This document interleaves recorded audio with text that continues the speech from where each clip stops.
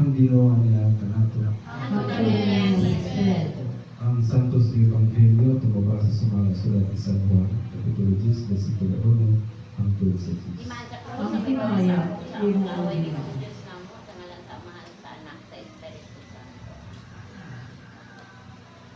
Sutihan ko kamo, ang tao nga dili moagi sa puntahan inig sulod niya sa turin o mukatkap Hinuon sa laing bahin niini kawatan o tulsan.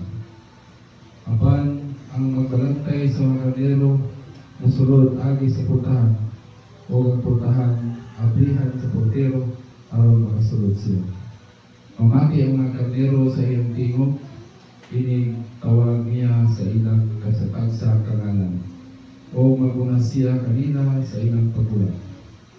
Kung natuhan na sila sa gawas, maguna siya kanila o ang mga kardero musunod kanina. Kaya nakailaman sila sa iyang tingog. Apan, dili sila musunod sa laing magbalantay.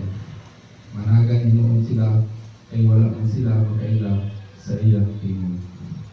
Isa-isa ni Jesus kini kanila samtang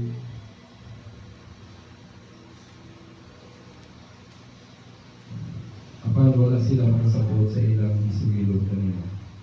Busa mingon si Jesus o pag-usap, sultihan ko kamo, ako ang puntahan sa mga kardero. Ang tanan nga may anhi una kanako, mga kawatan o mga tulisan. O busa wala mamati kanila ang mga kardero. Ako ang puntahan, ang musulod agi kanako maluwas.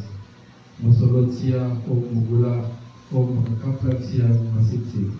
Apan kawatan, muanhi aron lamang pagpagawat o pagpatay o pagdagdag. Yan niya ako aron makabatong kamo o kinabuhi madagayan. Ang igsoon ang pulong sa inyo. salamat o Jesus. Sa ngalan sa mga sana o sa Espiritu Santo. Amen. Ang Diyos utang nito sa mga kadiyot ng igsoon ang pamalandog sa pulong sa atong Ginoo. Sa atong labaw ang magawang sa katanan, ang nila sa atong mga Supremo, ang kaubanan ni Sumbarogo ni Cristo, inuman sa atong bisita, ngayon karon, kaninyo mga isulod ni Cristo, maayong buntag ka na itong tanan. Dahil ko langalan sa Ginoo mga igsoon, kita kabaton na usap o maayo nga kabuntagon sa napod ka adlaw sa ito ang kinabuhi.